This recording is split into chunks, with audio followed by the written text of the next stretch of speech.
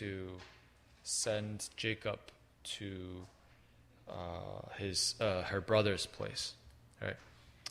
Okay, so sibling strife will in general cause parental stress, but if we are able to live harmoniously with our brothers, help each other out, this is something that's very good and pleasant, right? Not only for the parents, but I think anybody who sees like brother helping out brother, sister helping out brother, brother helping out sister, biologically, right? It's something that's very good and pleasant, right? Okay, let's now go to Jacob and his relationship with his uncle.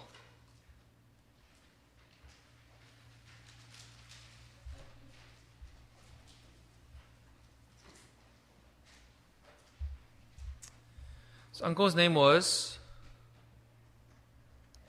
Laban. Okay, Laban. Do you guys know what Laban means?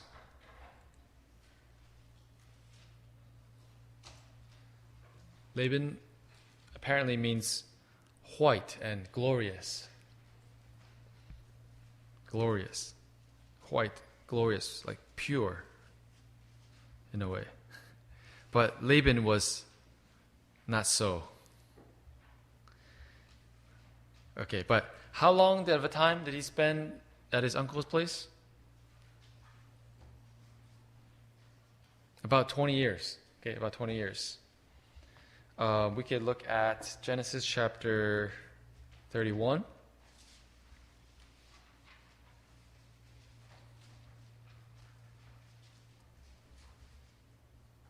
Verse 38. Genesis 31, verse 38. Monica.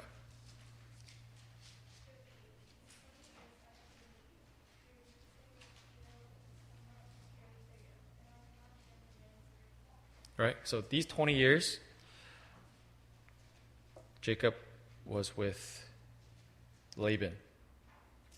7 years to work for Rachel, but he got tricked. So he agreed to work 7 more years. And 14 years together for the daughter. And then 6 years especially as a shepherd. Okay, you can read verse 41. All right, thus I have been in your house 20 years. I served you 14 years for your 2 daughters and 6 years for your flock. And you have changed my wages 10 times. Okay, so 20 years. 20 years is a pretty long time. Okay, you get to really know somebody, and especially when you work with somebody, you live with somebody, you especially get to know what they're like, right? You know, like, they're lazy, their character, what do they do in their free time? When they're doing work, are they creative? Do they take initiative? Are they lazy? Are they slow? Do they procrastinate, right? So you can learn a lot from somebody when you spend that much time. And if it wasn't already clear to Jacob within the first few years, in year 7, when he finally thought that he had earned his enough wages to basically marry Rachel, he got tricked. Right? He got completely tricked. It was like a bait and switch, right? Bait Jacob with Rachel, switched Rachel with Leah on the evening of the wedding when they consummated the marriage. And then Jacob, the next day, was like, oh, I've been tricked. Okay, so in a way, God also was showing Jacob how, like, what it feels like to be deceived. Right? What it feels like to be deceived. Okay, so Laban was a very tricky person. We just read here in chapter 31, verse 41, he changed Jacob's wages 20 times. And probably it was like less money for more work. I think that's probably It's not very clear here, but it's probably the trend of what happened, right? More work that Jacob has to do, but he's going to get less. So eventually, Jacob decides to flee from his uncle, right? It was enough. And he secretly snuck out without telling him. Okay. So this is how he eventually, his relationship, like how it turned out with his uncle. How many of you guys have spent significant time with an aunt or an uncle, or a relative that was not your parents? Rochelle, did you live with? My parents sent me back to China, so I was a baby, so my grandparents raised me then. Okay, and how many years did you spend with your parents?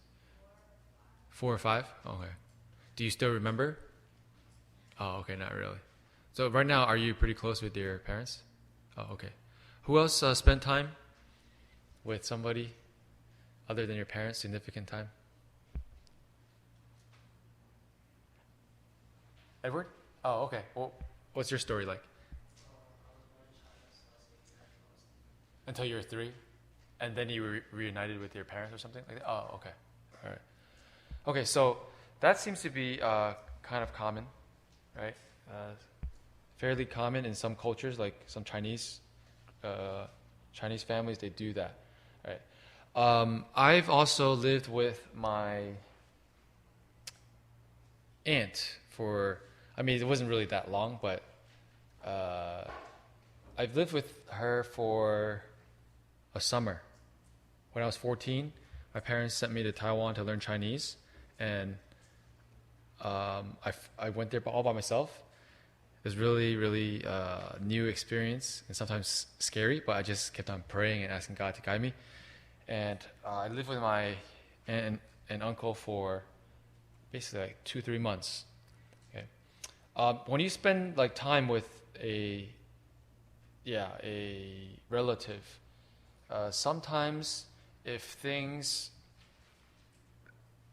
I don't know, if there's some kind of tension, it can get worse and worse and worse. And I think that's what happened for some reason with Jacob and Laban. Laban really never, for some reason, Laban never really entrusted entrusted Jacob. And then Jacob also, with his interaction with Laban, especially being betrayed, never really trusted Laban. Right? So how we treat our relatives, like aunts and uncles, also something that we need to think about. Hopefully you can also be on good terms, decent terms. And if your aunt and uncle ask you to do something, try to do it as best as possible, like you're doing it for your parents. Right? I remember one time, one of my uncles, he was in the import-export business or something, and he hired me. He hired me to make a website for him. Yeah. And I did try my best, but I don't think I was eventually that successful because he didn't wind up not really using it. Okay. But ever have to do favors for your aunts or uncles? Actually, I don't even know if I was hired. Yeah, I wasn't hired. Yeah, I wasn't hired. I just did it for him. He knew that I like to build websites, and then he's like, "Hey, can you make me a website?" And I was like, "Okay, I'll try." And then I made it, and then I don't think it was used. Okay. Just whenever, you interact with your relatives in general, try to do the best that you can. And Jacob, I think, did do the best that he could given the situation, right? Look how hard he worked for Laban when he was a shepherd. Let's read Genesis chapter 31.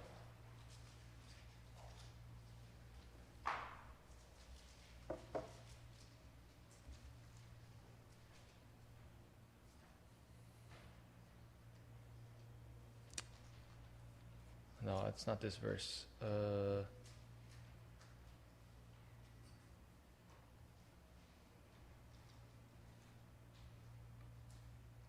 31. Okay, yeah, there we go. Verse 30, 39 and 40. Genesis 31, 39 and 40. Abigail. 39. That which was torn by beasts I cannot bring to you. For the loss of it, you require it from my hand, whether stone by hand or stone by hand. 40. There it was, the day that the drought consumed me, and the frost by night, and my sleep by day. Okay, so Jacob worked still very hard, even though he had a bad uncle, a bad boss, right? He still put his heart and soul into his work, and was even very self-sacrificial, right? Like if a lamb or a sheep was eaten by beasts, then he would take it out of his own livestock, right? He would be exposed to the elements. He would have a lot of sleepless nights, but that's how he worked. And I think this is a very good example for us to learn from, right? Even if you're in an unideal situation and your relationship with your relatives, or even in this case, you can apply it to your future boss, it's not ideal. You still should do what is right, right? Two wrongs don't make it right. Just because like your boss is bad to you doesn't mean then you like sabotage the work. Like, oh, like you poke the sheep and stuff, like making them sick and stuff. No, you still do what is right. And again, vengeance is God's, right? He will repay. Leave it up to the Lord. Right? Okay, so from Jacob and Laban's relationship, I think what we learn is even when you're mistreated, try to be upright. Try to be a man of your words. Let's turn to Romans. Romans chapter 12.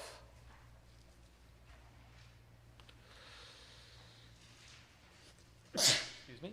Romans chapter 12, verse 18 through 21. Romans chapter 12, verse 18 through 21.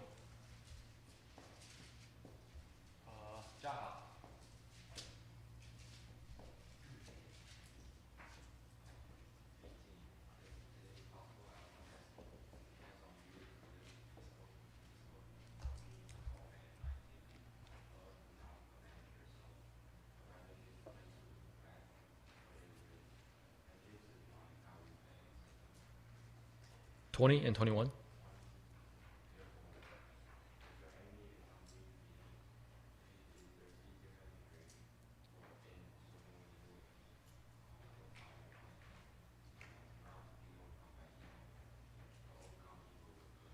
Okay, all right. Do not be overcome by evil, but overcome evil with good.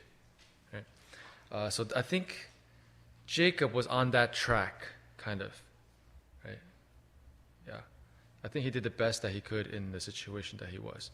All right. Any comments or questions concerning Jacob and his uncle?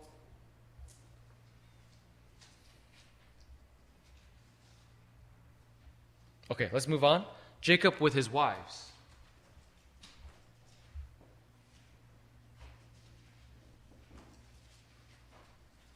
Now, obviously, Jacob was put into a situation that he didn't really ask for. Of course, he loved Rachel, right? It was almost like love at first sight. Okay, let's turn to Genesis chapter 29.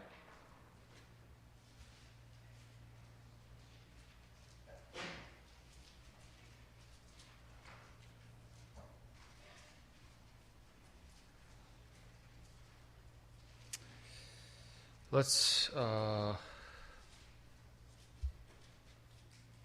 let's read Genesis 29, verse 11 and 12. 11 and 12. Ling Hao.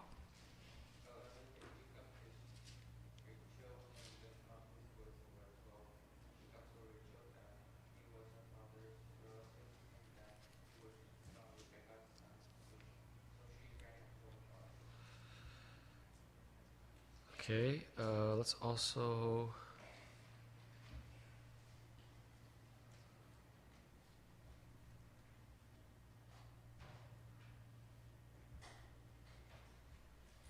Okay. So, Jacob, based on verse 14. Jacob, based on verse 14, right? It said that Jacob lived with Laban for a month. Right, verse 14. So, he first ran into his family, realized that it is his relatives. And then, I guess while living with Laban for a month, that's when Rachel caught his eye. Okay? Because over here, when it says that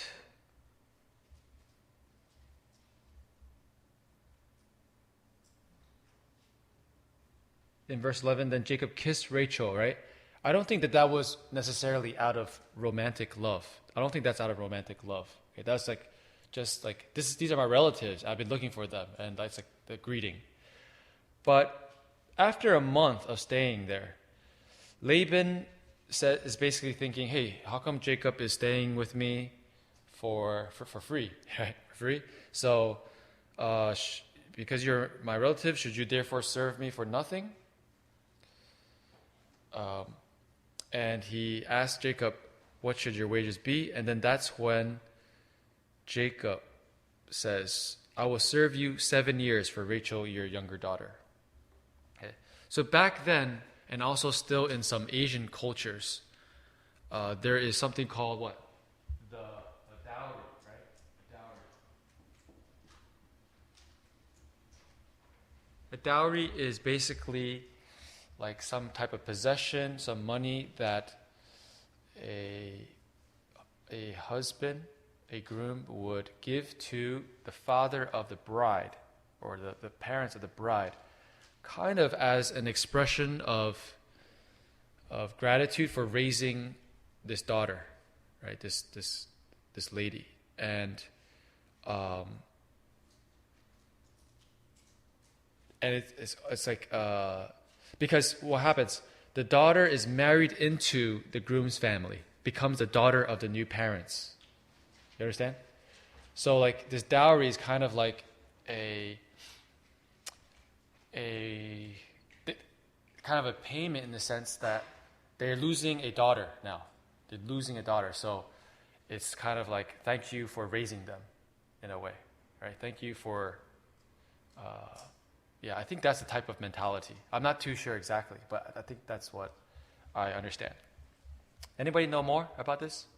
Because in some cultures in China, they also still, right? There's a dowry. Okay.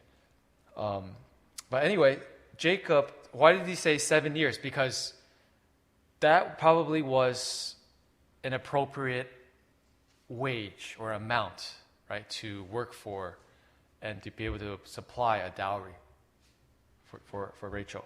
Okay? So that's why he proposed something like that. And one of the things that probably caught Jacob's eye was verse 17, right? Because Laban, he had been staying with his uncle for a month. He probably eventually realized that Laban has 2 daughters. These are technically his cousins, right? And it says Leah's eyes were delicate. Delicate meaning weak. Meaning, I don't know, maybe just in a general sense, according to their beauty standards, she didn't really have a pretty eyes. Okay, she's not very pretty. Okay, and then but Rachel was beautiful of form and of appearance. So she was probably more beautiful. Okay, like in terms of their beauty standards at that time. So it says Jacob loved Rachel, right? And that's what he was attracted to. So he wanted to marry Rachel. Laban agrees in word, but 7 years later, on the evening and of the wedding, Laban gives Leah to Jacob. Jacob then asked Laban in the morning, "What have you done to me? Was it not for Rachel that I served you? Why did you deceive me?" And then Laban basically makes an excuse saying, well, this is kind of customary. You shouldn't marry off the younger one before the firstborn. And he proposes, fulfill her week, meaning celebrate this marriage feast for what was customarily at the time a week. And then after the week, he will also give Rachel to him. And then now that he's going to give him Rachel for second wife, you need to serve me another 7 years. Right? So basically, within a week, Jacob has 2 wives. And he winds up having to work for 14 years for both of them.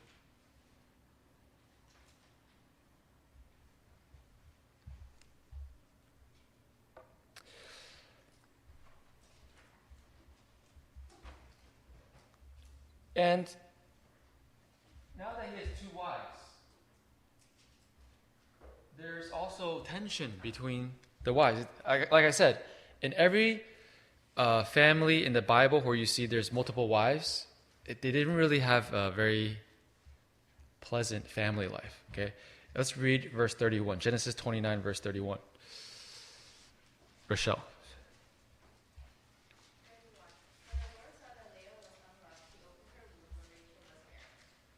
Okay.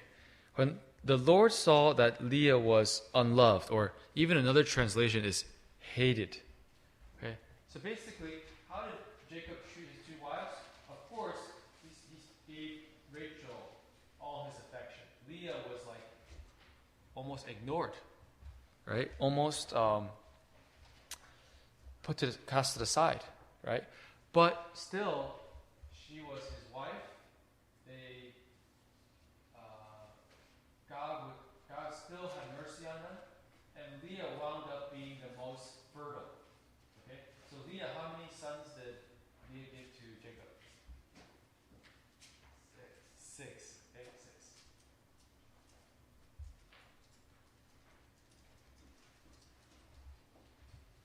First is Reuben,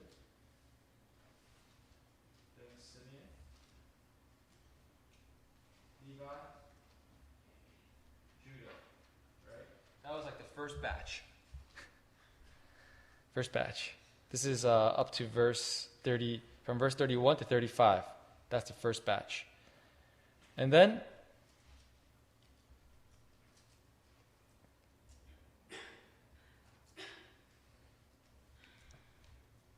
Issachar and Zebulun.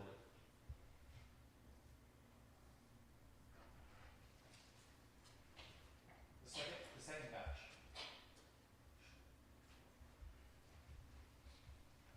Right. Rachel, on the other hand, didn't have children until a long time. And then Joseph, who was number 11, was finally born.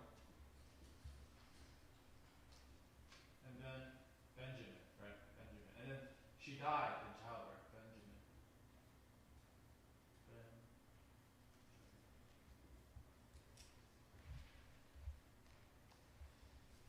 Now, both of these wives also had maidservants. You have Bilhah and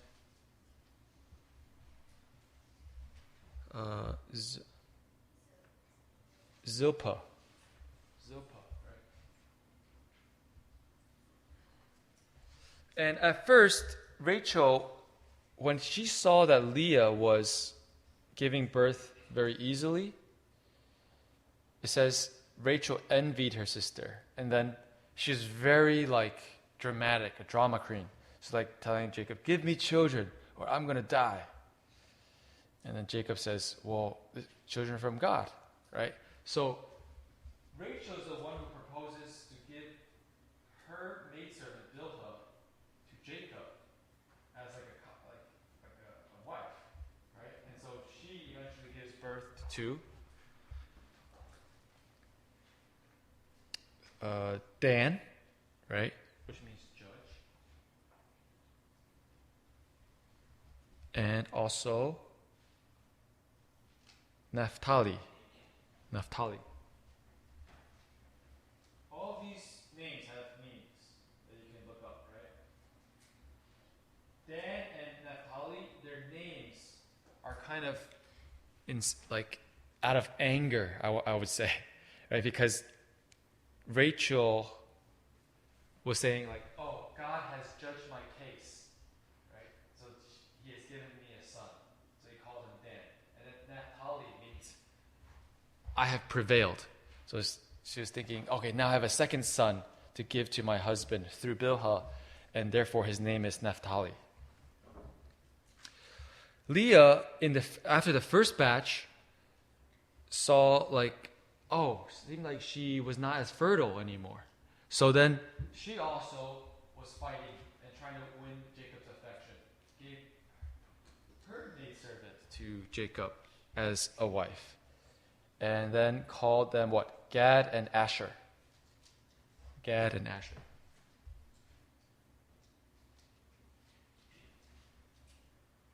And these names, especially to me, these names, it's kind of like throwing punches at the woman. Right? What does Gad mean? Gad means a troop. Troop.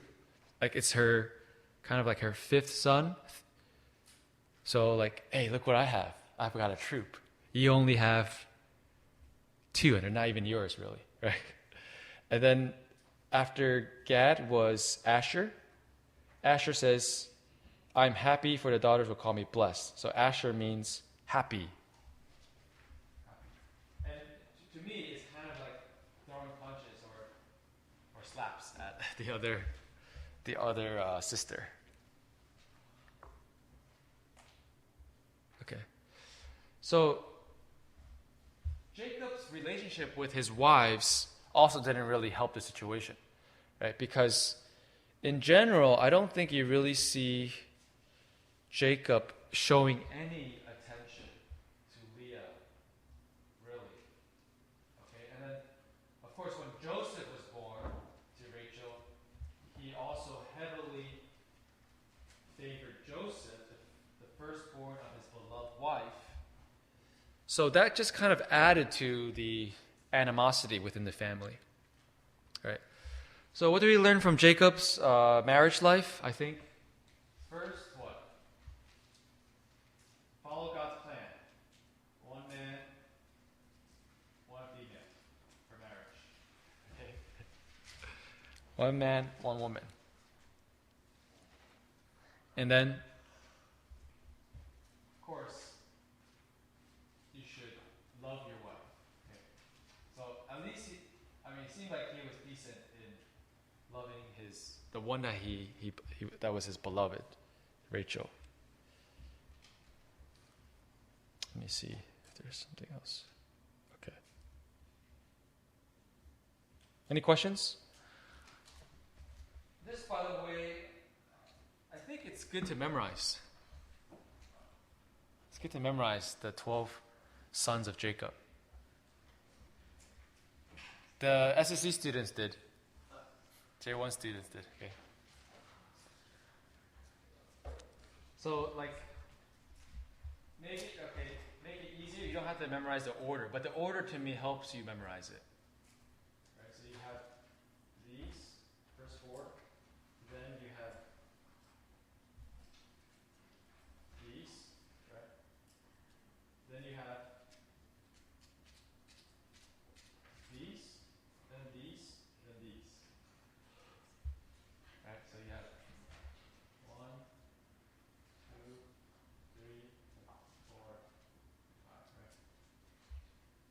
pair them up, right, apart from the first four, the first batch, if you pair the rest up, they kind of go together and you kind of see the sequence.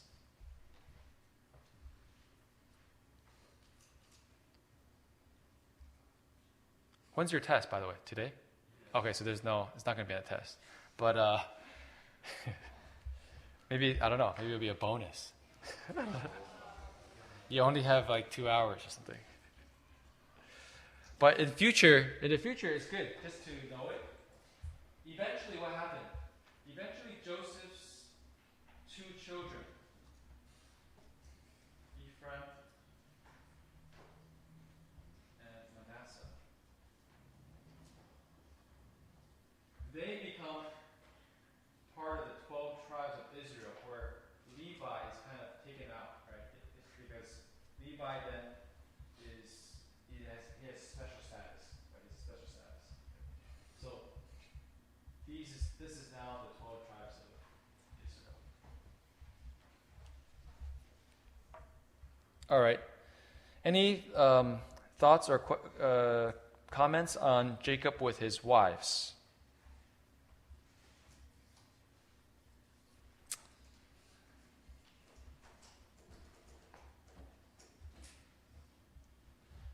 Again, keep things simple. Just love one woman. Okay, let's now go to Jacob and his sons.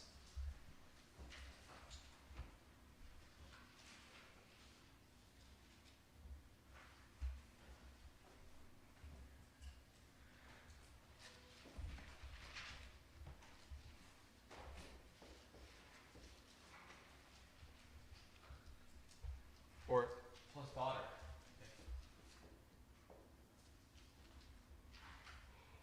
Daughter's name is Dina.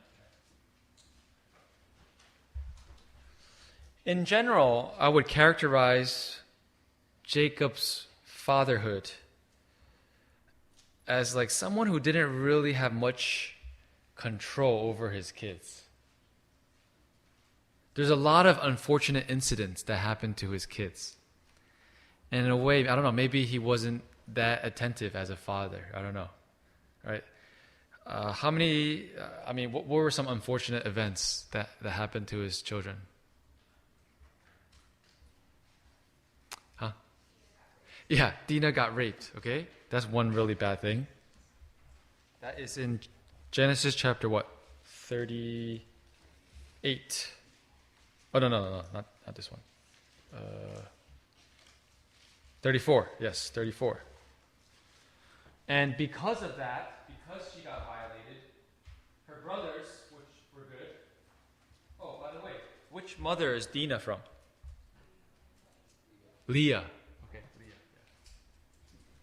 So her brothers, blood brothers from the same mother, not brothers from another mother, right? They were really angry at this event that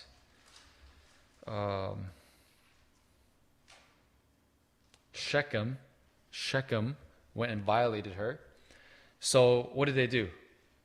They went out and said to them in kind of a very deceptive way, they went to the people of Shechem, saying that all the males have to be circumcised. Right? And while let me see here. Let me just double check.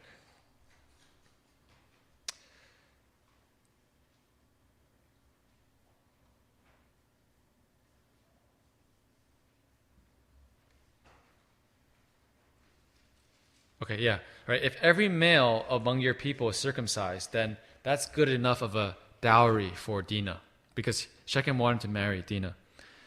And Levi and Simeon actually said this kind of deceitfully, because what did they do later? They killed all of them while all the men were in pain. Right? When a man's hurting down there, like he really can't do anything. Right? He really can't do anything.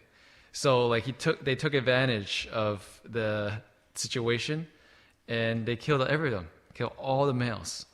Very violent. Okay, so how did they get so violent? I don't know. Right? But Jacob didn't really seem to have much oversight. Right? Okay, so that's one unfortunate event. What's another unfortunate event? You guys remember? Huh? Okay, Joseph. Yeah, Joseph. Joseph basically got sold into slavery. But one of the things that kind of triggered the whole thing was Joseph was the favorite son, right? The obvious favorite son. And symbolized by the fact that he had a coat of many colors. The garment of many colors, which was very expensive at that time. Today, we take it for granted that we have many colors in our clothing. But back then, to even like have dyed fabrics, if you have 2 colors, maybe that's already quite luxurious, you know what I mean? So if many colors means it costs even more. You have to, like if you want purple, you have to like go into the sea, you have to capture some type of sea creature, I forgot exactly, but it has some type of purple ink or blood or something, right? And then you use that to make the purple fabric. If you want red, I forgot the exact process, right? But it takes a lot of money to buy those materials and time to dye those fabrics. Okay, so Jacob favored Joseph. Joseph, very naively, just prancing around. And his brothers were envious of him and eventually sold him into slavery, but presenting it to their father as if he died in a very tragic event. Okay. We can go to Genesis chapter 37, verse 2 and 3. Genesis chapter 37, verses 2 and 3. Amanda.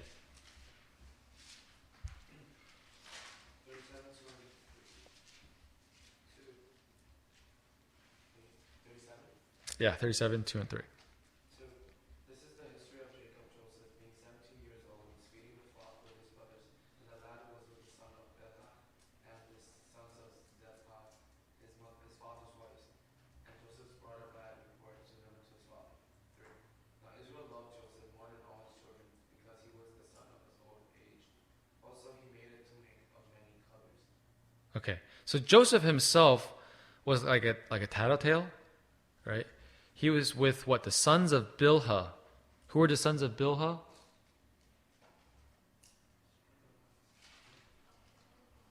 Dan and Naphtali. Right, Dan and Naphtali. This is the maidservant of Rachel. So Joseph probably as a child hung out with Dan and Naphtali a lot because they're kind of all the same wife group, right? This is Rachel, and this is Bilhah, who is Rachel's maidservant's sons. Okay, and I'm pretty sure that Rachel and Leah had their own tents. They lived separately. Okay, lived separately. So Joseph would probably hang out with Dan and Naphtali a lot growing up. And he was there, and he saw them like being a little bit naughty, and then gave a bad report to Jacob. To Jacob, his father. Okay. Then Joseph also received a tunic of many colors. Verse 4 says, when his brothers saw that their father loved him more than all his brothers, they hated him and could not speak peaceably to him. So in terms of Jacob's fatherhood, to me, it wasn't like that wise. Right? There's some things that he didn't do that was very, very good. So it kind of fed the flames. Right? Maybe he wasn't very observant of what was going on between the siblings. Or even if he was, he just intentionally just showered Joseph with more attention and gifts. And that is going to cause strife. Okay, so that's another unfortunate event. What's another There's two more unfortunate things with his children, at least that I take note of. Maybe there's more, but at least two more that you guys can think of.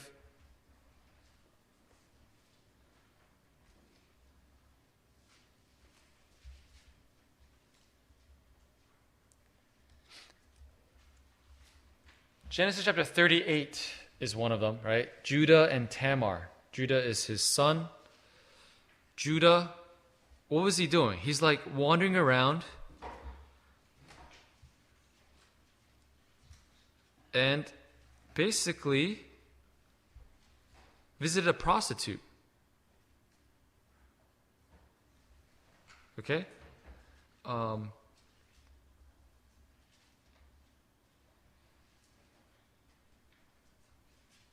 If you have time, you can read this chapter, right?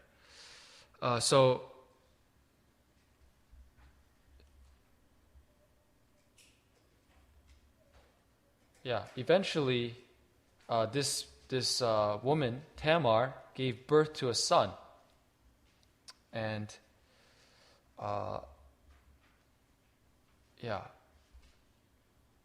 originally, I think he was just going to abandon her. I forgot. I have to also read this chapter again. Right? But Judah and Tamar also is not a very positive incident. Okay. Let's go to a fourth unfortunate incident. Let's go to. I didn't write down the verse, but let me just search real quick. Let's go to Genesis 35, verse 22. Genesis 35.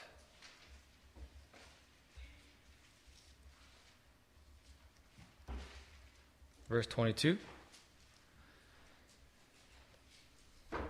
Vivian. Yeah.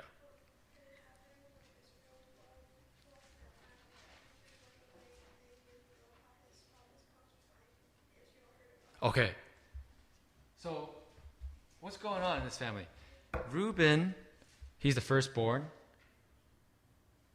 He grows up and eventually lays with his Bilhah, the parents of the mother of Dan and Naphtali.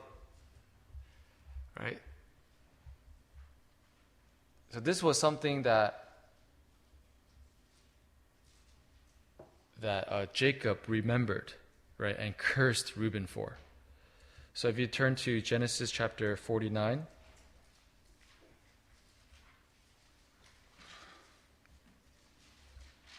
Verse 4, Genesis chapter 49, verse 4, it says, "Unstable as water you shall not excel, because you went up to your father's bed, then you defiled it.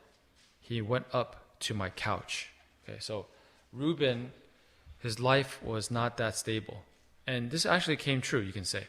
Okay, this came true because Reuben, his territory in the land of Israel, it was actually on the east side of the Jordan. It was like over here. And this side was very prone to attacks. So Reuben, it was like very unstable, just like it says here. Why? Because he went up to his father's bed and defiled it. He committed sexual immorality. Right? Committed sexual immorality. This is like that guy in 1 Corinthians 5 who was very proud of him being intimate with his father's wife. It's kind of same thing. Right? Very, very immoral. Very immoral. So this is another unfortunate thing. So in general, Jacob's fatherhood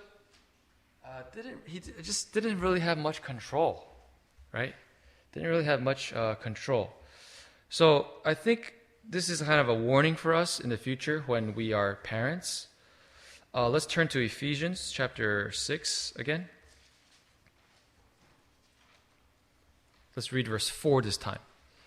Ephesians chapter 6, verse 4. Oh, I'm going way over time, right? Am I over time already? Okay. Chapter 6, verse 4. I'll read it. It says, "And you, fathers, do not provoke your children to wrath, but bring them up in the training and admonition of the Lord." So what's a parent's duty from the Bible's point of view?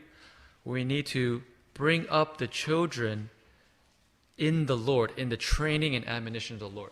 But Jacob just seemed to be maybe distant father, or just didn't really disciple and train up his children to be godly people. Okay? And that's very unfortunate, because then there's so many of these unfortunate incidents that happened. So this is the lesson that we can take from Jacob's fatherhood, that if we don't really spend the time and energy to train up our children, in the way they should go, then they're going to wind up going astray and doing really evil things. Okay. So this is a very brief summary of Jacob and his various relationships, right? And there's some things that he did well. There's also many things he didn't do well. And we can learn from every single one of those relationships. Hope that can also help us in our family life. Let's now bow our heads and pray in silence.